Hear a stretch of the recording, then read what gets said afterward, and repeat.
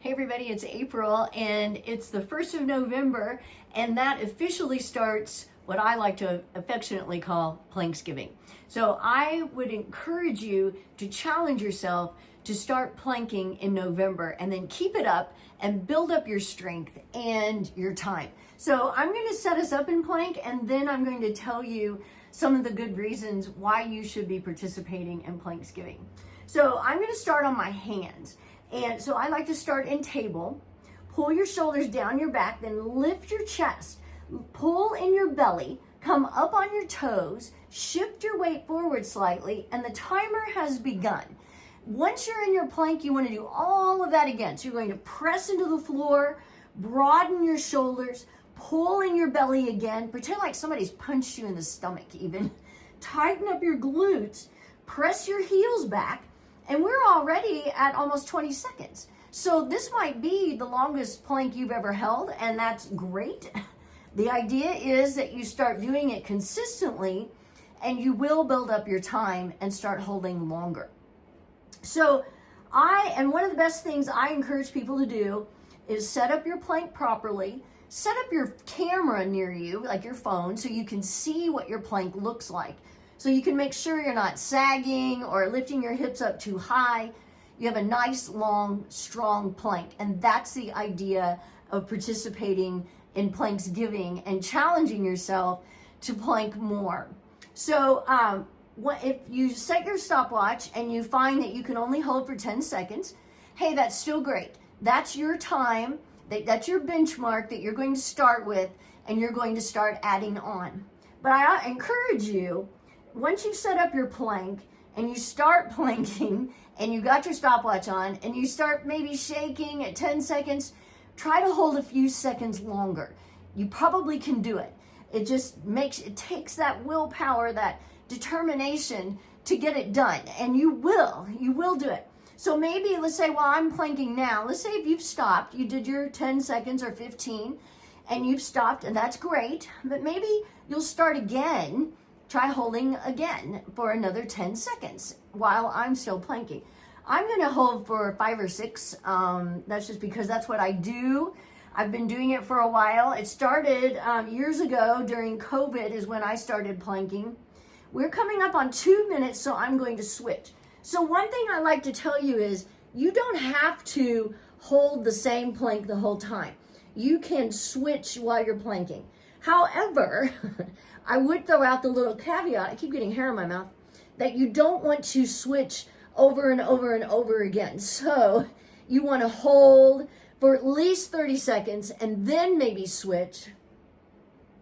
Ideally, you could even hold for a minute before you switch. And that's a great way to do it. I got to turn a little bit, it's hurting my neck. But every time you switch, you want to make sure you have a good plank again. So I'm on my forearms, pressing into the floor, separating my shoulders again, pulling in my belly, tightening up my glutes, and I can see in the camera I have a good long line. And it's real easy in forearm plank to let those hips drop. And that's what can cause problems. Because here's the thing, one of the great benefits of plank is that it can help prevent and eliminate lower back pain.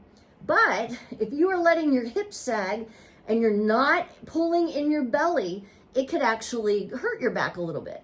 I mean, I've had people tell me, I started planking and then my back started hurting, so I quit. Well, that's usually an indicator that you are not engaging your abs. You're not strengthening those abs, which is another great benefit of planking, is that you're going to strengthen your abs, and you will notice a difference if you plank regularly. So I'm constantly pulling in my belly, pulling in my belly. That's just like a little mantra I have while I'm planking. Pull in your belly. But think about the other great things you're doing. Right now, I am strengthening my arms. Anytime you're pressing into the floor, I'm also strengthening my bones. So when you're pressing into the floor, causing that resistance, that is strengthening your bones. And that's a really great thing, especially as we're aging. We're at 4 minutes, so I am switching to side plank, which is another great option for you.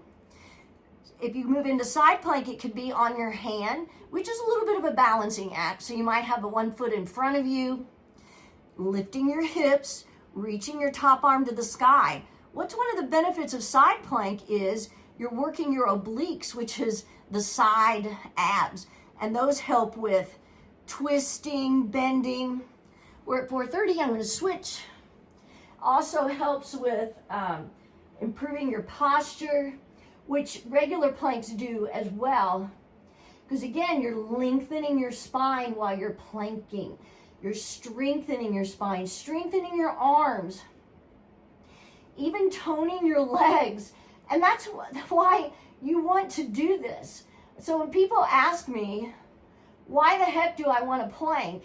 It's like, because it has so many great things going on. This is an all over body workout. It's also cardiovascular. Notice how I'm getting a little out of breath as I'm talking. And you'll even, I feel a little bit of perspiration because it is work. You will get a workout from planking. But more than anything, you are strengthening and, like I said, improving your posture. You're toning, you're also tightening up your glutes, so that's toning your derriere. And isn't that a nice thing? I'm at 5:33, I'm going to hold for 6. But like I said, notice I did switch around a little bit while I was planking, and that's okay. There are great benefits from forearm plank and doing it on your hands. While I'm on my hands, I'm strengthening my fingers, my wrists. You're also strengthening your shoulders, working on your arms. And my arms are so much more toned since I started planking. And that's a great benefit. I know that's kind of in the vanity section, but it's still a great thing. So I encourage you, start planking in November. Start with your 10, 20, or 30 seconds wherever you are. Try to work up to a minute. Make it your goal. So maybe you add on a few more seconds tomorrow and the next day, and then you add on more next week, and you will see not only will you hold your planks longer, but you will be stronger. Have a great day.